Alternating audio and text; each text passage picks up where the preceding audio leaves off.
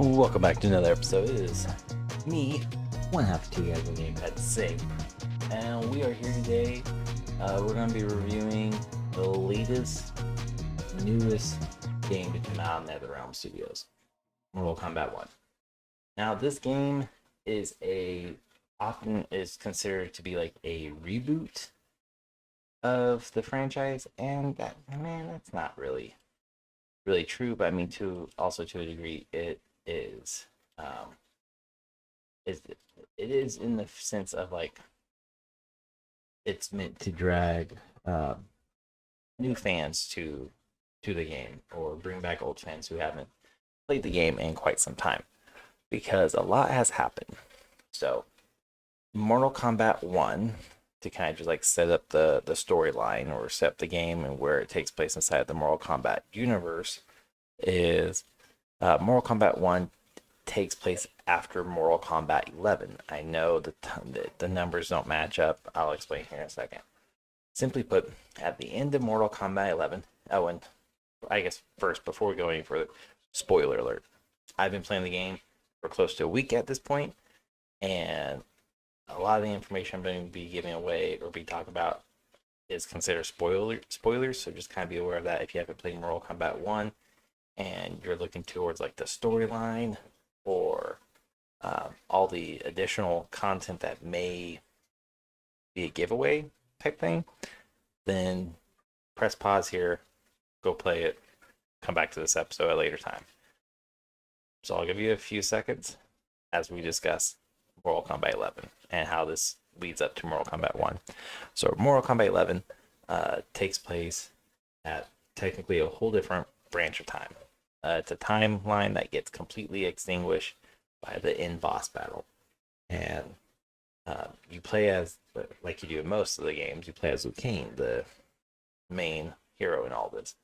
And Liu Kang has to defeat Kronika, the Titan herself, who is the keeper of time, creator of realms, all that. She is basically the god in all this, who creates every realm there is. And she had a really bad case of balance in her life, meaning the good had to balance out the evil had to balance out the good. So if there was too many good people or good acts going on, she would sabotage the whole thing by creating and interjecting evil into that path line to, so to speak, equal out the evil and good. So there is kind of the problem as a creator of time and space and all the realms. You and the keeper of the hourglass, you are not to get involved with mortals. You're not to get involved with the realms you create. You create it and you step back. However, after many eons, Kronika goes insane. She gets obsessed with the balance of good and evil. She has to take control of it because it wasn't going the way she wanted it. And she would destroy timelines and then recreate it, or she would interject inside the timeline to fix it, just causing a lot of issues. But then Liu Kang comes along, he discovers this, and he has an epic showdown between him and all the evildoers, because Kronika has recruited all of the evil guys like Shang Tsung, Shao Kahn, not Goro in Mortal Kombat 11, but all the evil guys, and Geras, who comes back in Mortal Kombat 1. But she recruits the evilest of them, and she even creates evil doppelgangers of Liu Kang, Kung Lao, and Raiden. And she brought back some people from the dead as well, and brought others from a different universe. And it's just a hot freaking mess altogether. So, Mortal Kombat 11, you're going through this whole story cycle leading up to the final battle where you take out Kronika, and then you have an epic showdown against Shang Tsung, who comes out from a whole nother portal and tries to stay clean. And this caused an issue, because, and you'll find out in the story, which again, this is where the spoilers start. So again, you don't want to find out about Mortal Kombat 1 yet, don't want to find out the story, highly recommend skipping this episode for now and coming back once you're played. If you don't care about spoilers and you still want to enjoy the game, I'm telling you, Mortal Kombat 1 has an amazing fucking story. Even if you know about it, it's still amazing. Back to Mortal Kombat 11. The you and Shang Tsung have an epic fight where you win. In Mortal Kombat 11, you, Liu Kang, win, and you become the god of thunder and the god of fire. And you also become the keeper of the hourglass. So 3 new titles, and you end up reconstructing the entire universe. You're putting all the evildoers like Shang Tsung and Quan Chi, you're putting them in their place. So where they have no chance to get into evil doings or evil magic or super dark magic, they have no way to do that. And but among while fighting Shang Tsung in Mortal Kombat 11, you later find out in Mortal Kombat 1 that this battle creates such a gnarly rift in time that actually created 2 whole different universes where Liu Kang wins one and Shang Tsung wins the other. And that means in the other universe slash timeline that Shang Tsung is the keeper of time, keeper of hourglass. He's the creator. And you find this out in Mortal Kombat 1, about halfway through, maybe 2/3 of the way through. And so fast forward to Mortal Kombat 1. It literally starts off with Earth Realm and Outer World, Outworld, who are always going at each other's throats, always going at it in Mortal Kombat tournaments. And they are virtually at peace. There's no wars, there's no violence between them, there's no bad blood. And whereas before Sindel was just a privileged wife to Shock Khan, is super fucking evil, by the way, from Mortal Kombat 1 to 11, in the original Mortal Kombat 2 11, she's evil. In Mortal Kombat 1, the one that comes out September 19th, today when you're listening to this, or afterwards, Sindel's in charge of Outworld, and her husband Jared they ruled Outworld for millenniums. Jared ends up dying, and Sindel takes over, and she's the queen of everything, basically. But she has General Shao. Shao is Shao Kahn, but he's not a Khan anymore. He's just a general. He hasn't made it to the ranks. So he kind of has he's not evil anymore, but he's still evil, as we find out in the story.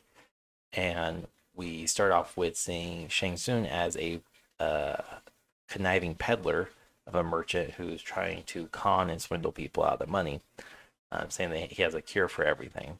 And then Quan Chi, the other mastermind evil genius, he is in the mines, and he is living out his days. Again, this is putting them in 2 different timelines, or 2 different parts of the world, where they never interact with each other and they never have any chance of getting to evil magic. But as you're watching it, what they're referring to as their benefactor. The benefactor teaches them about all these dark arts and all this dark magic and just everything, and gets them to the evil power that they were prior to Mortal Kombat 1, prior to Liu Kang taking over. Come to find out, the benefactor, this is like when we find out the duel between Shao Kahn and Liu Kang in Mortal Kombat 11 creates such a massive rift that it creates 2 different timelines and universes entirely, which is unheard of.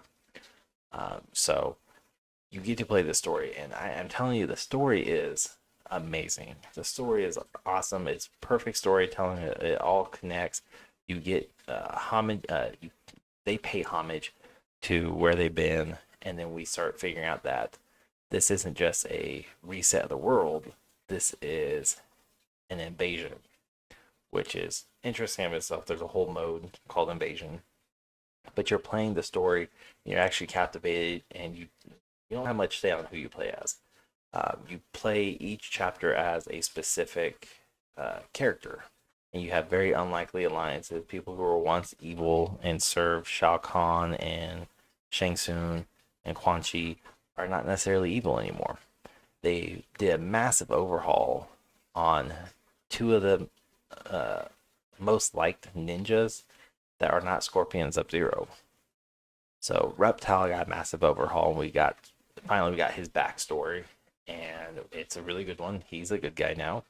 And then we find Ermac, who's been tossed around the ringer a bunch, and he's a bad guy turns good guy.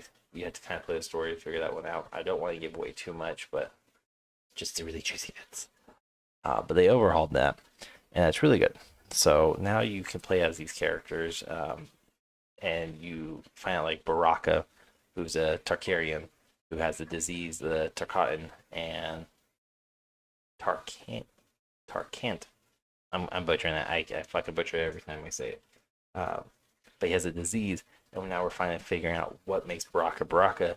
When we find out, like Melina, big old baddie, who prior to Mortal Kombat 1 was created by Shang Tsung to be the daughter of Sindel and to take the place of Katana and watch Katana. Not the case in this one. In Mortal Kombat 1, Sindel and Jared have Melina and Katana. So now Melina and Katana are legitimately sisters. And not like forced upon. It's like this, they're legit blood sisters. But then we start finding out Melina goes back to her very traditional look, the Tarkarian look, where she has big pointy teeth. She has like a giant ass Joker smile. She looks really wicked. But again, good guy, turn evil, turn good guy type thing. So it's just amazing storytelling. Katana's not even in the front running for being Empress when and if Sindel passes away or dies. Melina is next in line. And we find out that all through the story. And again, it's a great story. So if you are brand new to Mortal Kombat and you don't know anything about it whatsoever, this is the perfect opportunity because it's brand new lore and it still pays homage and connects to the past. But at the same time, if you're a big fan of Mortal Kombat like myself and you've played all the games, you've read played all the games for decades now, and you've read up on all the lore, you've watched the stories and all that, watched the movies, watched the not comic books, watch the animation shows. It all connects so perfectly. It's really good. Then we have our two main ninjas that traditionally you have Bihan and Hanzo, and those are like they're not brothers, but they're at each other's throats all the time. They're rival gangs, clans, ninja clans.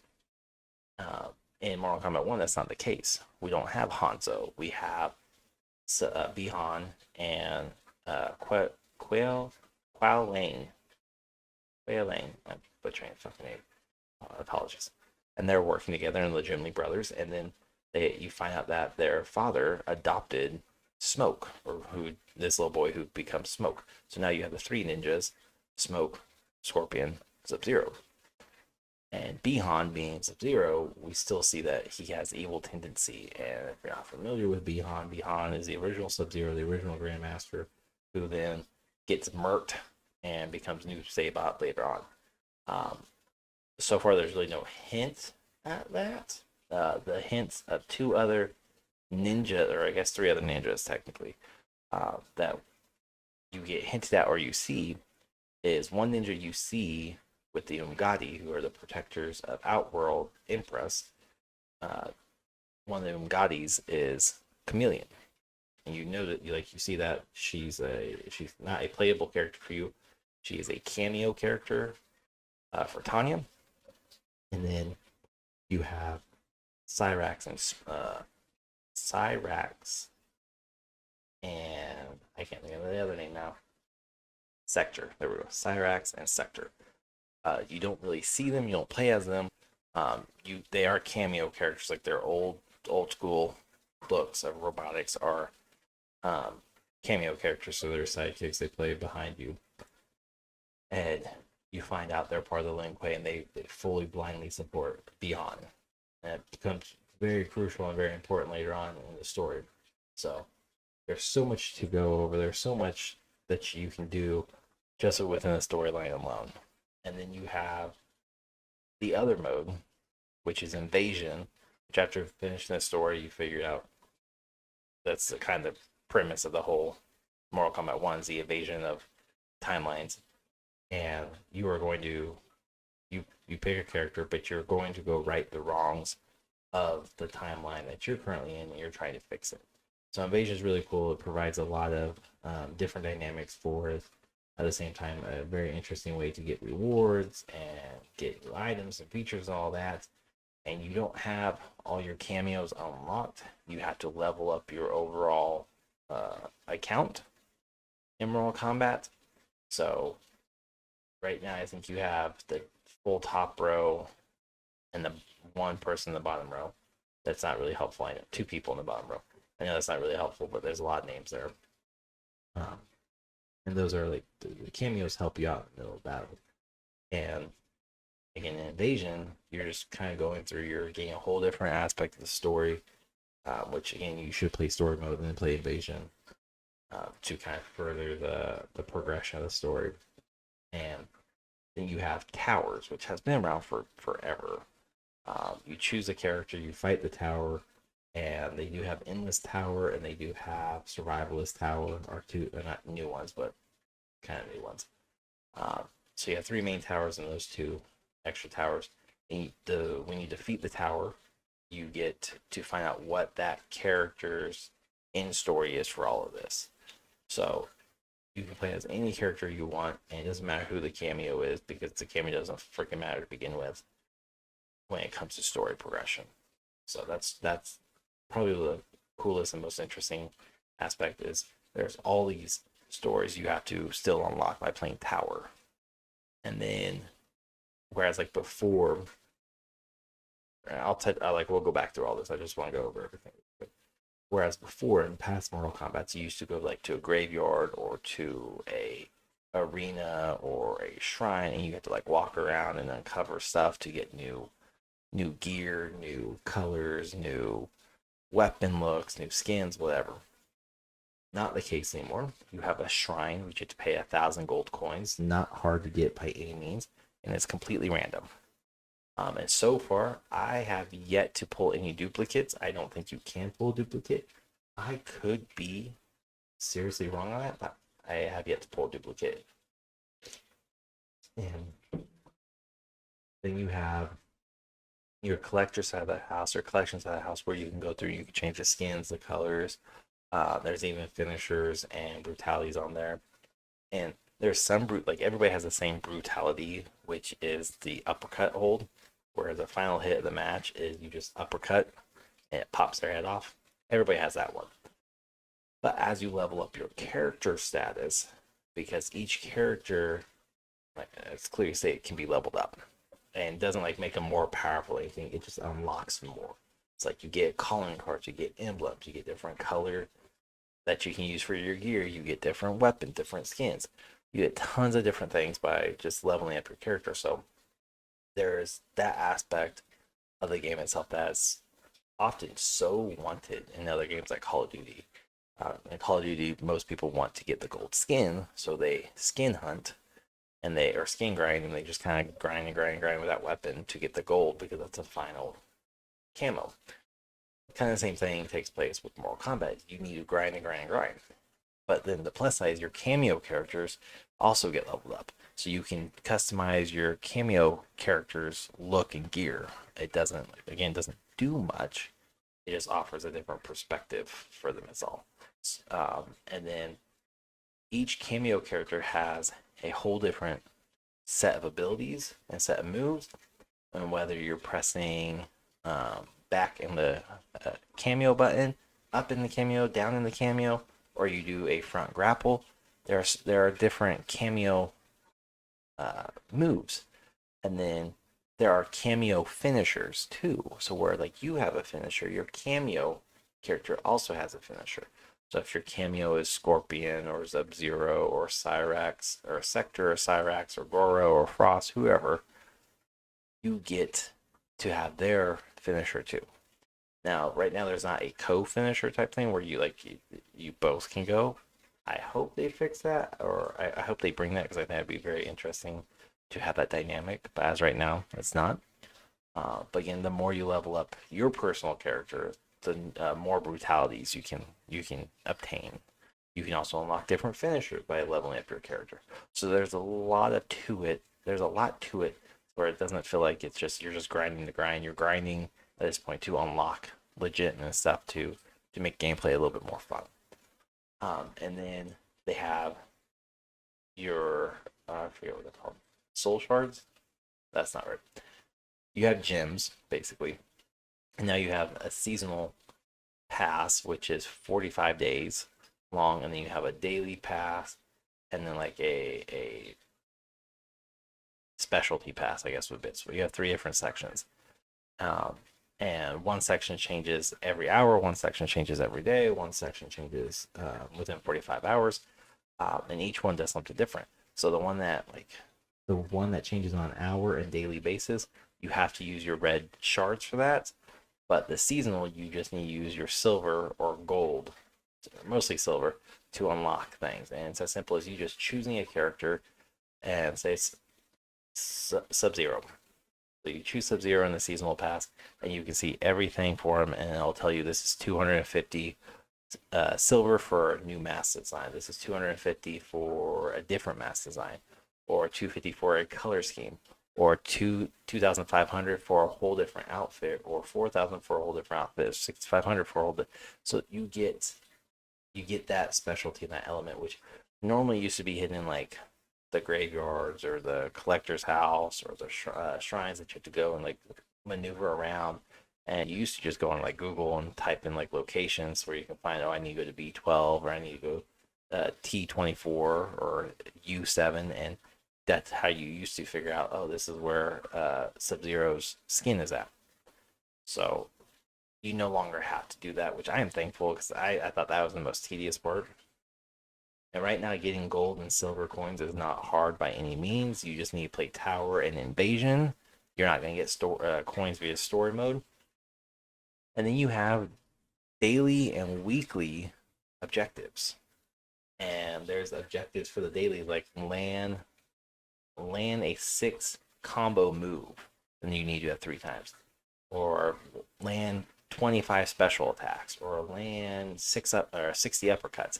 And then you have your weekly one, which is like do 100,000 plus damage, or do 5,000 special moves, or uppercut 2,000 people. Like it's astronomical numbers in comparison to a daily. So you have something to work for every day. Again, it allows you to hop on and log on every day and earn something new. Or if you want to use your red orb shards, there we go. You can use that. You just have to kind of get into the store and see, okay, do I want to do my dailies, or do I want to go get something that's going to change out an hour? And you can always purchase more as well. And if you pre-ordered the premiere, you've had access to this for about 5 or 6 days at this point, and you've had access to the seasonal pass and the daily and the hourly too for 5-6 days at this point. So you could have bought it up, and plus you got 1,250 red shard orbs, so it's like it works. So there's so much to do in this game right now, and I'm absolutely loving it. I think it's an amazing game. I think the way they have done all of the retelling of the stories, and not even retelling, revamping of all the stories, is done very well. And we're finding new perspectives and new lore on some of these characters too. Again, the biggest one, I'm sure you guys have seen the ads, is Reptile's back, and he's a giant freaking reptile who can change into humans, and it's awesome because you can get both perspective, or you can use both sides of that during your attacks. The really only downside or negative thing I would say about this game is the shrine. Like, I know I say the shrine's like my favorite thing because I don't want to run around like a graveyard or anything to find it. I also don't like randomization. I don't like having to like pay 1,000 gold and be like, I got artwork, or I got new music. I don't care. I don't care about that. So as of right now, there's no way to like, I want to pay 2,000 to guarantee me a skin, or I want to pay $1,500 for a new color scheme, whatever. There's not that option yet. Will it come? I don't know. And then if you pre-ordered the Premier Edition, the 101, you also got 5 characters: Omni-Man, Peacemaker, Ermac, Quan Chi, and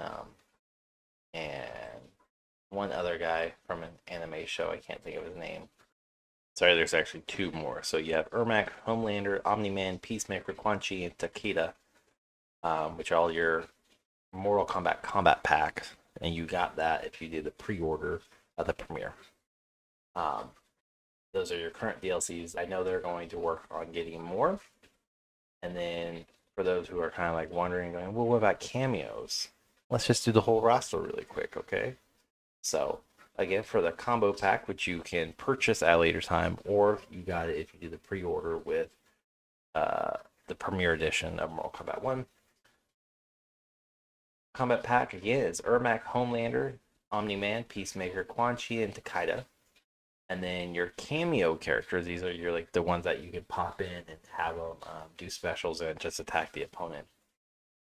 You have Goro, Jack Briggs, Kano, Kung Lao, Scorpion, Sonya Blade, Strikers, Sub-Zero, Cyrax, Sector, Frost, Darius, Serena, Motaro, and Shijinko. Those are all your cameos. So these are people that you have to level up your account to unlock, and then you can use them, which means they all have their own finisher. And then as far as like the current list as of this recording, which even as of September 19, 2023, these are all the confirmed characters inside the game. And there's only one combo pack out right now. So every Mortal Kombat fighter that you can play as and actually fight, you have your pre-order exclusive, which is Shang Tsung. So again, if you pre-ordered, you got access to Shang Tsung. It doesn't matter if you did the basic or the premiere, you have access to Shang Tsung. And then you have Baraka, Johnny Cage, Kenshi, Katana, Kung Lao, Li Mei, Liu Kang, Melina, Raiden, Rain, Rico, Scorpion, Smoke, Sub-Zero, Tanya, Geras, Reptile, Astra, Havoc, General Shao, Sindel, and Natara. So those are all your fighters, and I can tell you from like so far playing as every freaking one of these characters, normally my go-to is Scorpion and Sub-Zero. Like you just can't go wrong with OGs, right? Here's the thing: Scorpion and Sub-Zero feel drastically different. I'm not a big fan of their moveset. It's just the way they handle that.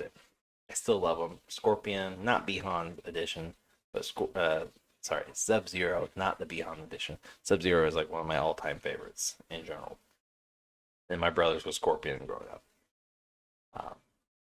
But my go-to character right now, other than Liu Kang, who's just kind of like OPS shit anyways, because he's God of Fire, God of Thunder, Creator of Worlds type thing. Let's see. Kenshi is really fun to play as. Johnny Cage is unique. You can actually get his Jean-Claude Van Damme skin if you pre-ordered as well. He's interesting to play because he doesn't just have like his traditional like special meters filled up. He has a star power as well, and that just kind of like presents a whole different move that you can do. Raiden is no longer fun to play as, just my opinion. Same with Kung Lao. They are very simplistic. Those used to be 2 of the ones that just had like crazy combo moves.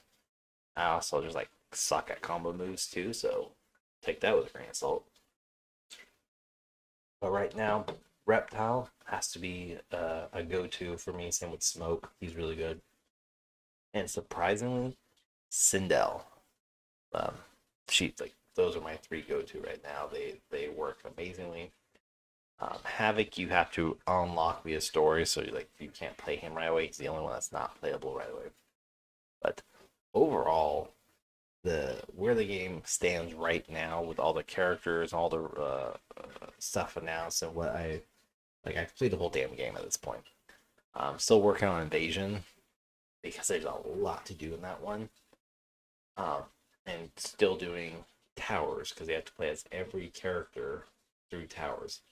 Uh, Overall, like this game did not disappoint. I absolutely love this game. This is a fantastic game. If you are not big into fighting games like Tekken or Street Fighter or Mortal Kombat, I do not recommend this game. I don't. If you're an old school gamer or you're as big into like Street Fighter, Tekken, Mortal Kombat, you like the fighting games, this game is for you. This game's amazing. This is a golden game for sure. I'm excited to see where NetherRealms takes this game, where they take this storyline, where they take the multiverse, because that's what we're jumping into. They're not calling the multiverse, but it's a freaking multiverse. Uh, so there's so much promise for this, and from where Mortal Kombat used to be, Mortal Kombat 10 and 11 felt very stagnant and very repetitive, and like the story just wasn't great. Whereas Mortal Kombat 1 is very refreshing, brand new perspectives on characters, brand new lore. What you think you knew about the past is no longer true. And again, if you're new to Mortal Kombat, fantastic. This is a great way to start off. I would still highly recommend you go play the others and come back because knowing the other lore gives you a greater appreciation for what's going on. And you can see something like, again, Sindel goes from a super evil baddie to a super good guy. And you're like, oh my god, that's great character development. Ah, so that's what she would have been like had Shao Kahn not been giant dick. And then you have, Baraka, who used to work for Shao Kahn and Shang Tsung. Not the case anymore. He's a good guy. Then you have Melina, again, super baddie, created in a lab by Shang Tsung, is now a legitimate daughter and person and sister to Katana, and she's not a bad guy anymore. So I mean, there's so much to unpack in this, and the more I keep unpacking, the more I'm going to just give away the whole bloody game. I don't intend to do that. I wanted to give away as little as spoilers as possible. Um, but definitely go check it out if you're into fighting games or you're just like trying to break into video games as general and you're like, oh, I'm gonna test out some Warzone. I'm gonna play some. I can't even say Final Fantasy because I fucking hate that game. Play some Fortnite. And you just kind of want a good mix of games, a good mix of genres. Check out Mortal Kombat. I would also highly recommend checking out like Tekken and Street Fighter before they got bubbly design. I don't like the bubble design on Street Fighter. Personal preference. But all of which are amazing fighting games. And just test it out, play with it. If you want a game that you can play with somebody like co-play on one string or one screen, this is the game. Two people can play on the same damn console on the same damn game. So if you're a co-player, player one, player two type thing, and you're looking for a game, this is fun. You're just beating the other living crap out of each other. Now, with that said, you can definitely do your combo lookups and see how to do them. And what's interesting is inside the settings, there is basically I won't say difficulty, but there's a toggle that you can switch on and off. And if you switch it on, it makes your move combos a little bit trickier because it includes diagonal movements, whereas by default it's left and right, up and down. You don't have diagonal too much. I think it was like maybe a couple in each set, but in each character. So, but flipping that toggle on does give you more options. But if you're a button smasher, perfectly fine. It's also harder to do button smashing because even though you are pushing buttons like crazy, there's still an input time. So it makes it a little bit harder to button smash, but still very easy too. I've had to do it with a couple characters. I fucking beat the opponent I was playing. I just button smashed the ever loving crap out of her. I ain't sorry for it. I ain't apologizing for it. But there's so much to do, and I believe they're doing kind of like what they did with Mortal Kombat 10 and 11, where there'll be multiple add-ons to this game. Hopefully they don't charge. like they did for different combo packs or combat packs, where it was like another $30 or $60 even. Like season pass, sure, whatever, $9.99. Anything really above that price point for seasonal pass content, not worth it. I feel that way on all games. I just my opinion. But if you watch us play Mortal, or if you watch Rogel and I play Call of Duty on Thursday, then you would see that because I complain about it all the time. Just voice my opinion. So, and speaking of Rogel, when this is released, so Rogel is attempting. Let's put it very frank. Rogel is going to attempt to record a couple episodes, just him, where it's just him, not me. And then we're going to record one more before he goes on vacation. So the next 4 episodes after this, you should have, hopefully, 1 with both of us, 2 with Rogel, and then you'll have another one where it's just myself, just like this episode. And we're just working with our schedule and doing what we can. On top of that, I do believe Thursday's episode, which is September 21st, 2023, either this episode or that episode is our 100th episode overall. So we are working on setting some things up, but with school being in session, both of us having kids in school, sporting events, extracurricular, and just life, we will try to get something set up and put together. So stay tuned. Make sure you're following us on social media, whether it's Facebook, Instagram, YouTube, Twitter, TikTok, Twitch, Kick, Threads. Go over to 2 Guys 1 Gamepad and drop a follow, drop a like, drop a subscribe, wherever that platform allows you to do. And stay up to date because we will be dropping invites, public invites, so everyone can join.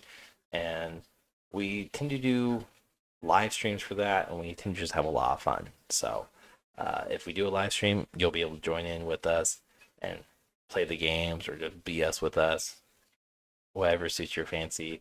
We'll open up our Discord where people can join and actively chat with us. So we have lots of stuff playing, and with October just a couple weeks away too, it's going to be, I mean, it's already officially spooky season, but we're going to contain our spooky season to October. So you're going to be hearing a lot more specific to spooky, thriller, suspense, horror type thing, whether movies and TV shows, stories, ghost stories, Reddits, all that type of stuff. They're all going to be focused around Halloween / spooky, thriller, horror type stuff. And then Rogel's attempting to do 31 Nights of Halloween like he tried last year unsuccessfully. We have a lot of stuff going on our hands.